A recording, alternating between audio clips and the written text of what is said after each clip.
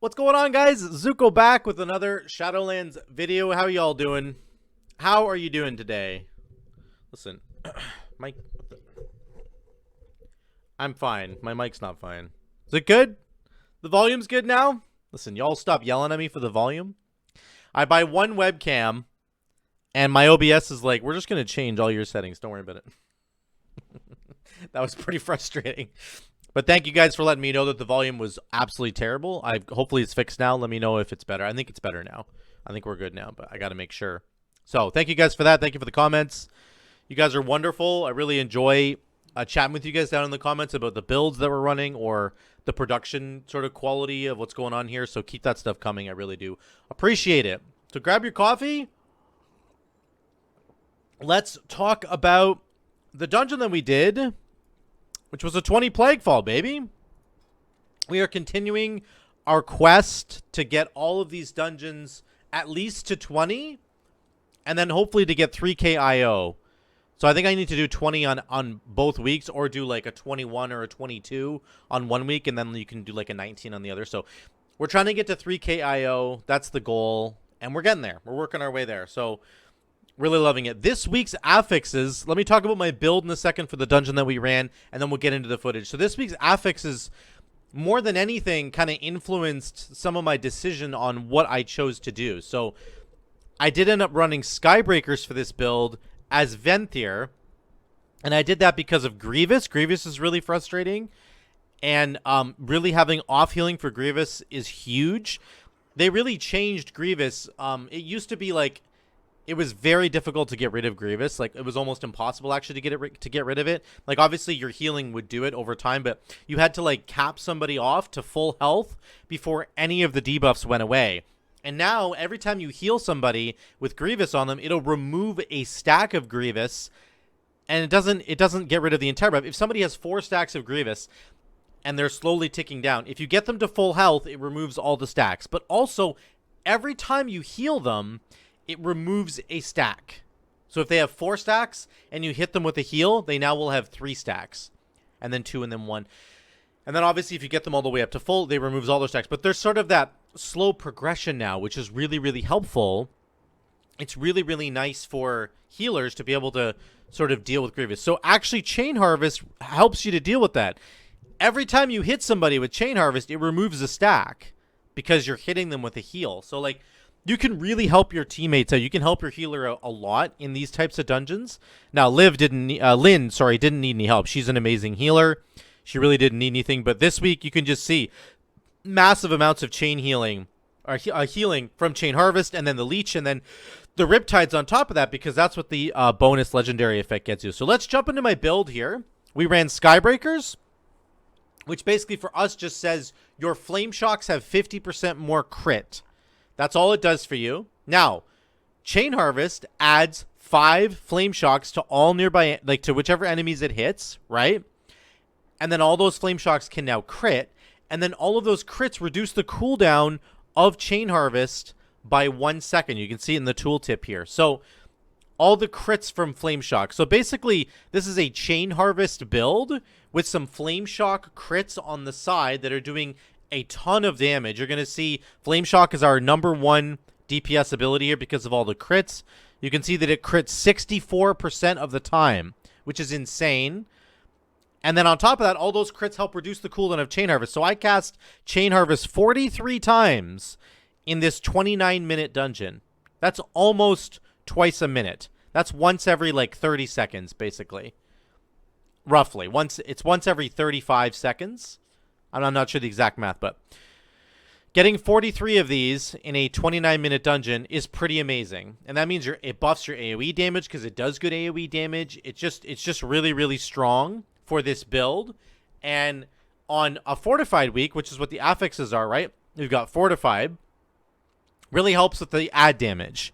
Again, you just run into a pack, You press Flame Shock into Lava Lash, and you detonate it with Fire Nova. That's the whole build that we're running. Let me jump into my talents really quick here to show you. It's the most standard fire setup you can get. We're not running a Primal Lava Actuators build, which would be better for single target. We're running a Skybreakers build, which is better for AoE. Okay, that's the difference. So, Fire Nova, Hot Hand, Lashing Flames. Again, you want to tab target through enemies to get the fire damage rolling from your Lava Lash.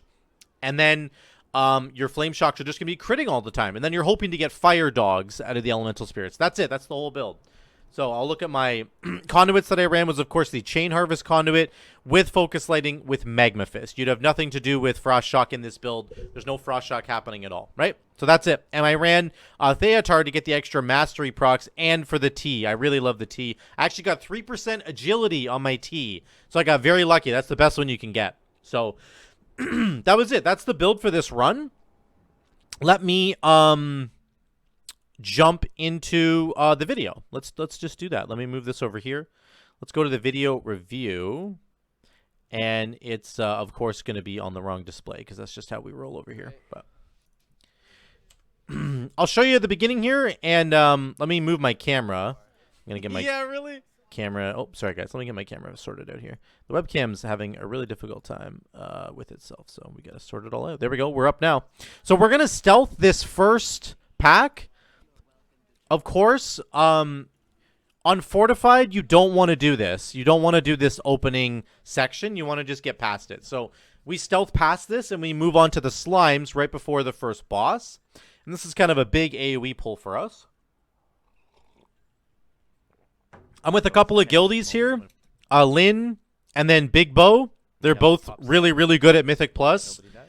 I learn a lot from these guys every time I run a dungeon with them, so they're really fantastic. The tank is a pug, and so is the mage, I think. I think the mage is. So, but the tank for sure is a pug, and you're going to see later that is really meaningful. So, right out of the gates, we're doing 57k. We're doing a big burst of damage at the start here. That's going to go down here, but right off the bat, you get your Chain Harvest into Fire Nova. It's a big, big combo. So, and then Big Bo, obviously Survival Hunter, he just starts popping off. He does so much damage for AoE. It's really great for us. We're just trying to keep up, basically. But we're doing okay. You know, our damage is fine, but he's just going to absolutely slap in AoE. So that's what Survival Hunters do right now. So we deal with most of the slimes here. Yeah, it's like the cleave, right? And then we deal with the two ads. Let me get my notes over here. Bum, ba, bum, bum. Yeah, let's go to 9:15 here. Let's go to 9. So watch what happens here. We kill this last ad, right? And then we start to realize that this tank who we've pugged might not really know. It's his key, actually, I think. He might not really know about the strategies that you should employ at this point in the expansion, and he just pulls the boss. We do have a Necrolord person. We could go down the hill and grab the red slime and bring it up and get like 50% more haste by standing in it and having somebody fleshcraft it. But no, really? He doesn't do that. He just pulls the boss. So it's not tyrannical weeks, but like you should still, like the argument would be, well, do you save any time by running all the way down the hill and grabbing them up? Yeah, you do. You actually do. Because having the red slime killed here and putting the red slime like goo on the ground, that's 25% haste. Plus the Necrolord buff is another 25% haste. I can't remember if they like, I don't think they're additive. I think they're multiplicative. So it's not exactly 50% haste, but you get the idea. The haste is ridiculous. It would help you burn through this boss in one phase. Instead of dealing with two big slimes on this boss, Because he doesn't know about you it. can just one phase this boss. But the paladin did not seem to understand that, and so we just pulled the boss. And that's okay. So we pop Lust, and we just kind of zerg him down. I do go out and get these slimes here because we don't have enough sort of like solid CC to make that work, to have them permanently controlled. So that's fine. Big Bo's trap gets broken here by somebody. So he retraps it, which is good. But then we're going to have a second slime come out, and we don't really have a way to deal with it, except for maybe like Frost Nova and a couple other things. So the other one comes out here. Right here, it's coming out. I don't know actually what we did for this. Does it just get it? Root? I didn't see it. I was trying to slow the big ones. Somebody must do something there. I'm actually not even sure what we did to it. When I turn around here, I'll get a look. The first one still got freezing trap on it. The second one gets... What even is that? I actually have no idea what that is. Anyway, that's good. We got rid of it, and we were good. But it was kind of tight. If we'd had the slime buff on the ground here, we wouldn't have even run into this problem. We could have just like nuked the boss down. So, a little unfortunate. We didn't quite understand why the tank pulled like that. What we will come to discover as this dungeon goes on is that I think this tank maybe just came back to the game after like only playing it in Season 1. Because he was pulling like it was Season 1 when we didn't sort of understand all the tricks to this dungeon. Like all the bombs, like the bomb guys in the midsection of the dungeon that detonate and they'll do damage to everybody around them. Like he uses some of them but not all of them. He doesn't use the red slime buff on either this boss or other bosses, which we're going to see coming up. So it's a little bit strange, but I don't know. This is just kind of what he did. And it actually ends up working out okay, but, you know, it would have been a lot easier if we had just done it the standard way that you do it now with the red slime haste buffs and all that jazz. So we all think we're going right. He goes left, which is fine. We're doing pretty good damage here. Once again, every pack, we're basically doing between 20 to 25k. It falls off a little bit at the end, but if I get my hot hand buff rolling and spreading it around, more fire novas, it's really good. We're doing 24k damage there, so it's really solid. Then we go back to the other side, and the tank, we do this pull here, which is fine. And then the tank pulls into this canister. You want to use all the things you can on this fight, right?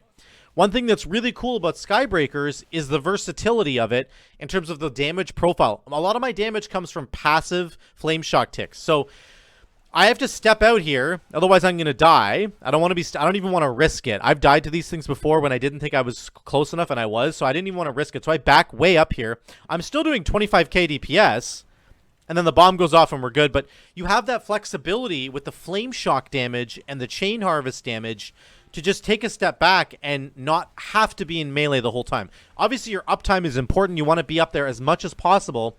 But because so much of your damage is indexed into flame shock critical ticks, then he's doing it. That's all just passive, and you don't have to, like, you can afford to back up a little bit. This bomb's going to go off here, this circle right here, it's going to go off. I need to back up. I do back up, and you can just see, even though I'm not in melee right now, I'm still doing lots of damage because my flame shocks are the bulk of my damage. So we're doing 21k, almost 22 here. So really, really good.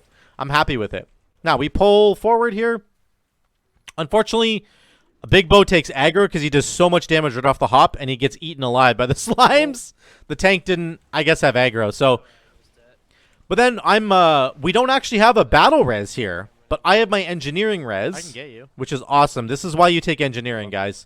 So I get him up right here, and then he gets back in there and does his damage. We need his damage. It's so much damage from the hunter. So now he's getting the thing. Also, another thing I want to highlight here is that we're all getting ticked down pretty low, and my chain harvest comes back off cooldown, and it's really, really good for off healing here. You're going to see it. I can cast it right here. Look at, we got, this guy's low and I'm low. I don't think I actually end up hitting the mage here. Unfortunate. If I'd hit the mage there, I would have full healed him, but I full healed myself, and I did a bunch of damage, and I put Riptides on people. It's really good off healing. Really, really, really good. And then for this week, with the Grievous, I think it's really helpful. You can see in a second here, I had a Grievous wound there. Look at the Grievous wound on my raid frames, and I get rid of it with my chain harvest right here. Sorry, guys, that was the third time. Here we go. I've got the Grievous, and I press it. Boom, the Grievous is gone. So it removes at least one stack of Grievous, which is actually kind of massive. And then also it full heals everybody and puts a Riptide on everybody. So really good stuff. Fortified it. I really like to have chain harvest on this week, on Grievous week. I think it helps out your healer a little bit. Maybe she can do more damage. You know, if she wants to pump some DPS, you can help out that way. Lynn doesn't need any help at all, but she, you know, it's just nice to help out. There's a big burst of damage from us right there. Another thing I'll always highlight is that when you get hot hand procs with Skybreakers, I want you to watch the cooldown of Chain Harvest here. Chain Harvest is 31 seconds. I press it, When I press Lava Lash, I'm going to press it again. It's at 25 seconds. It goes to 20. Did you see that? So Chain Harvest, if it crits when you cast it, it cools itself down a little bit from the that's just the way it works. The Flame Shock critical ticks reduce the cooldown of Chain Harvest, and when you press Lava Lash, when you have like a hot hand window like this, when you continuously press Lava Lash, every time you press it, that reapplies Flame Shock to all nearby enemies, which can also crit on the reapplication, which can further reduce the cooldown of Chain Harvest. So there's like 3 distinct ways that you can reduce the cooldown of Chain Harvest, which is why I got to cast it almost 50 times in this dungeon. It's pretty insane. So right here, the tank pulls these mobs, and Lil Big Bo, he's usually he's been the tank from a couple of other dungeons. He's really smart. He's got a good knowledge of the dungeon. He thinks that the paladin is going to bring those mobs down to the bomb down here, down the hill, which is what he should do. So just listen to him here for a second. No. Okay. Does he know? I don't know. I'm doing it anyways. So then he just goes down here anyways, because this is what you're supposed to do, and he's trying to like get the paladin to come with him, right? So we want these guys here, these bomb guys, we want them to detonate on all the mobs that the paladin's bringing down. But he ends up missing the first one because he didn't get them down quick enough. Slime. I don't think he knows.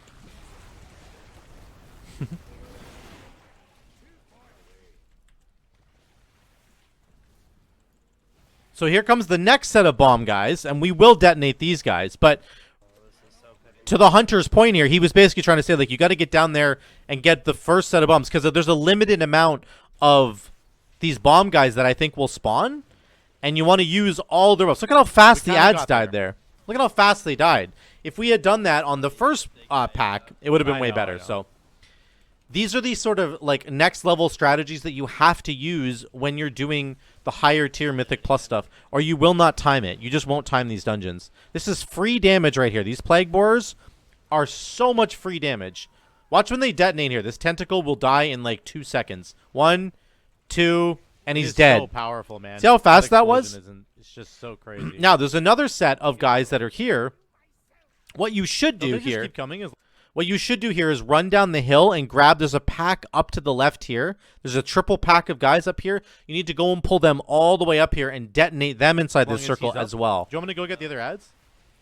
Nah, it's too late. But he says it's too late because we don't. Reset. There's a limited number of Plagueborers. So unfortunately, we kind of missed that free damage. But once again, this is the kind of stuff that you have to do to make these dungeons work.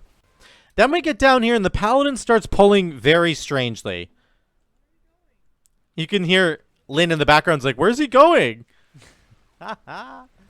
He's running away. So this is like a season 1 thing. We used to do this in season 1. But again, these 3 guys should have died at the top of the hill to the Plagueborers, but they didn't. So we're going to kill them here, and this is okay. This isn't actually the biggest cause for concern yet. But listen to this. He kills the red slime on a freak.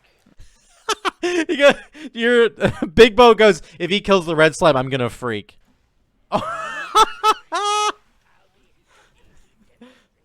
What does your freak sound like? Silence. Silence. Oh my god, that was amazing. Oh god, I love it, man. It's so You know what I good. think we should do here? I think we should kill the red slime. You know, it's really dangerous. We don't want it around for very long. I'm just memeing on Big Bo. So, if you don't know why we're memeing about this red slime, again, drops another puddle that gives 25% haste. You want to kill him last. Right before you start the boss fight, you kill this slime last.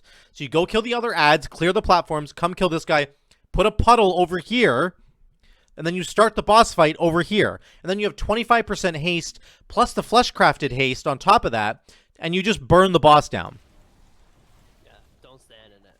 Don't stand in it. It hurts you if you stand in it, right? I mean...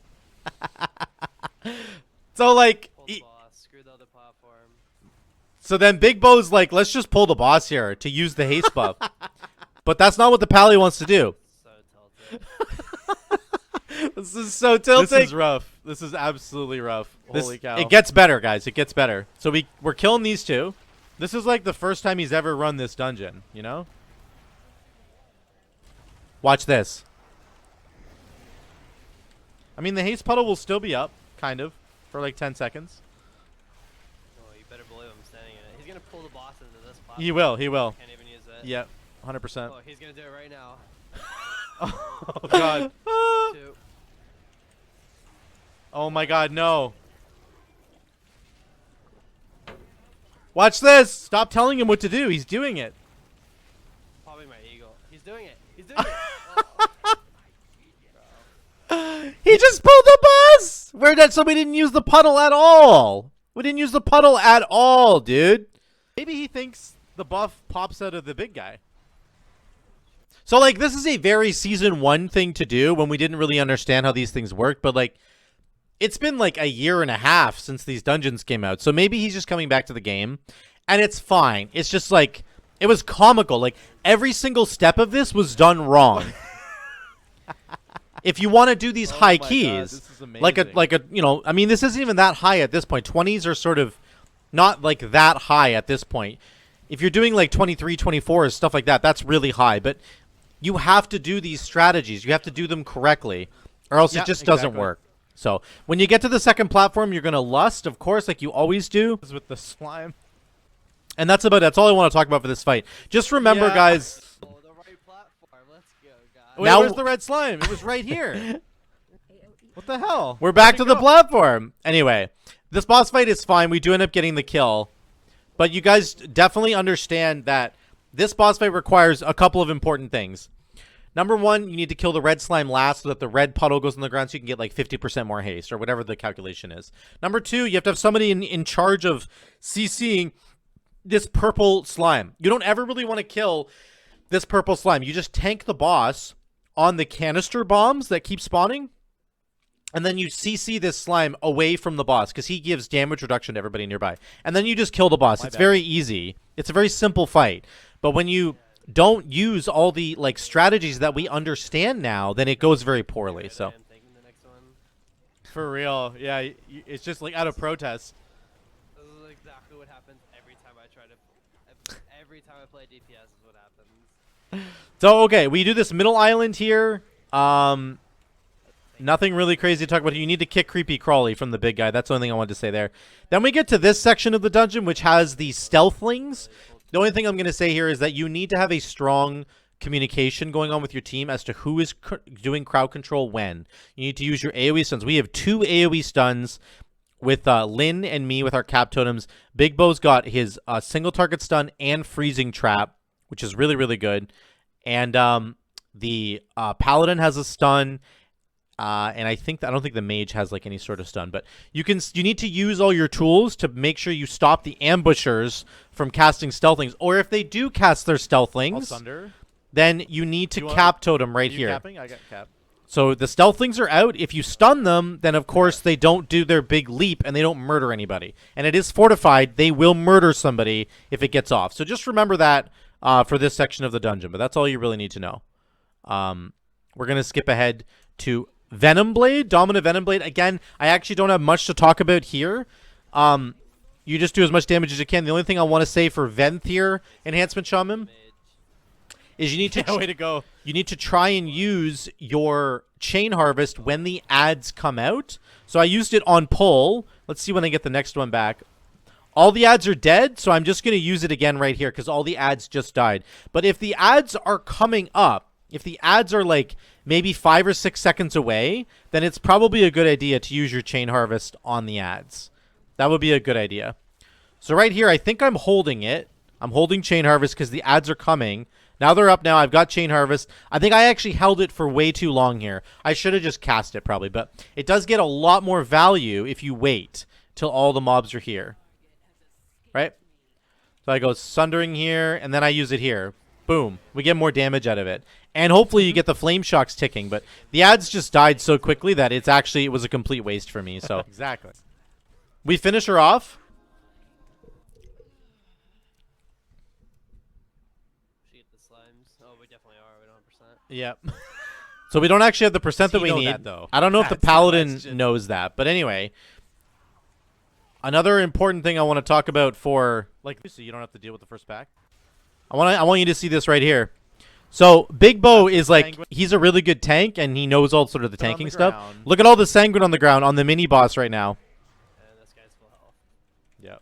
And he doesn't know how to move them. And our tank doesn't know how to move these ads. So if you guys don't know, any ranged ads that are like standing still like this, as the tank, if you have aggro on him, you need to run up into like melee and get really close to him, and they will start to move with you if you're trying to move them away. You kind of stand in front of them, and if you've taunted them kind of thing, and then like slowly like backpedal a little bit, wiggle your way backwards, and they will come with you. That's how you pull ranged mobs. And you can pull them out of stuff like Sanguine, but we just let him stand in the full Sanguine here, which is too bad. Unfortunate. So we do end up getting the red slime, which is good, and we pull him onto the boss. The struggle. And we pull Stradama, but we do get the red slime onto Stradama. Now we have to move, unfortunately, but we've got that haste buff on the ground, which is really good. Pretty fantastic. This fight actually goes quite well for us. We don't really have any. I think the mage just dies once. I'm not That's clearing it. mine here. But Lynn is just she's a good healer. She's telling us when we should use our racials because we have triple dwarf racial to get rid of. Now we can go back and stand in this haste puddle for a little bit, but the next ad is up. To go across the room here. Yeah, just do the best that you can. But nothing much really to talk about here. Just this is like the final phase. this is personal play. You want to lust on P2, which I think we do right here. Yeah, I just pop lust, and then we go stand in the haste puddle again. Here So we now go. we have lust and the There's haste puddle, Finally. right? So it's really good.